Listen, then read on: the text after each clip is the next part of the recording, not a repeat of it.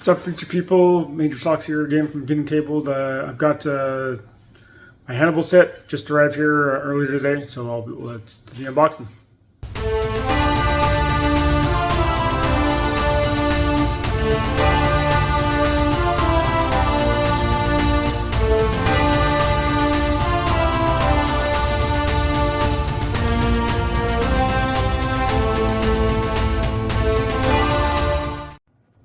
Alright, so here we got the box for Hannibal, Epic Caesar, Epic Battles from Warlord games.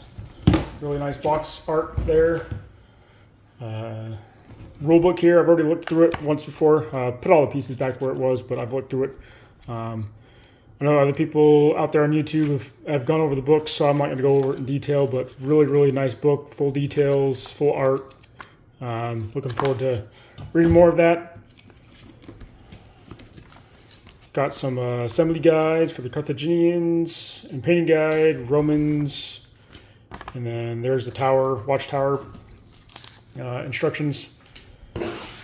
As pull this out, here's the watchtower itself. This game also came with a board game called Scipio, and that's what you're seeing right there on the camera right now while I get this out of the plastic. But I'm kind of excited to see what that entails. I don't know anything about the game. Here's the Palisade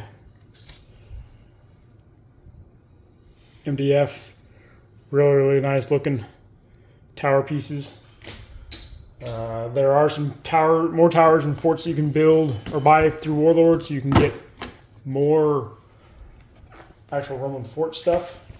So then Scipio. You've got the rules, the battle rules, and the play mat, looks like. Got a couple of those. And then the rules for Scipio itself.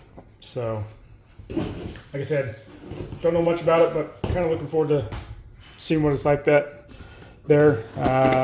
All right, we got our quick reference sheet right there for range attacks, hand-to-hand combat, all your battle ratings, all that stuff for break tests and whatnot. So. And then you have the monstrosity. So by doing the pre-order, I got a downed elephant.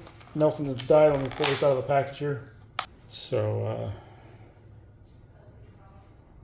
this poor elephant has died, unfortunately, in battle. So that'll kind of be nice because I should get elephants in this set. You got your decals for your various shield markers. I will be using these because I don't want to have to hand paint all of those shield markings on the shields. And in this little blister, when you buy this box, it comes with the new Warlord resin models for Roman commanders, Scipius Africanus and Hannibal. This one here is Scipio. Really nice detail. And this one is Hannibal. I'm glad they're doing these in resin because normally these would be in their metal, and I'm not a big fan of metal, so I'm glad they're starting to do these in resin. Right here you've got, pull this off to the side a little bit so you're not having to see this through the box.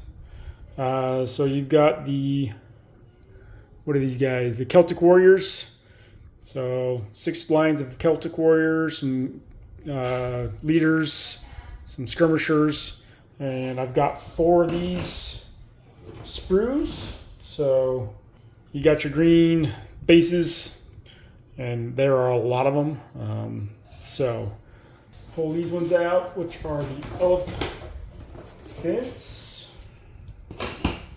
And I have 4 of these sprues as well. So these are the elephants. You get 2 elephants per sprue, one down here and the second one up here, and then the base. But then you've got the little towers that go on top of them, tower structures, and then you got all various soldiers that you can put in there, whether they're carrying spears or bows or javelins or whatever they may be. So really, I've seen some people painting these on the YouTube channels. They look nice. 2 colors of these. The nice thing about this is that you can, if you don't want to paint, you don't have to, because they come in color coordinated sprues. So the one in my left hand is all the Roman stuff. The one in my right hand is all the Carthaginian stuff. These two, yes, they look the same because they are the same. These are allied sprues. So I'll just go over one of them. So you've got some infantry, you've got some cavalry, some skirmishers, some more skirmishers down here, some archers. So if you wanted to just use these, some more infantry down here. So if you just wanted to use these and not have to worry about painting them, you can. You can absolutely put them on the sprues and use them as is. But that way the different colors coordinate which army you're working with. And I've got 6 of each color. So yeah, 12 allied infantry sprues altogether, 6 in each color. Pulling out my main Carthaginian sprues, which I have 10 of these sprues. So here you've got your various commanders, some cavalry, your main infantry lines, some skirmishers. So again, got 10 of these. So I have the 2nd edition rules of the game, and I've been reading through that a little bit, and the rules for that and this aren't changed much in terms of core rules. The only thing that's going to really differ is army composition, just because we're using at a smaller scale, which is understandable. So all these are the Roman sprues, main sprues. I've got 6 of these sprues as well. So the unique thing about the Romans is that they come in these sandwich style rows.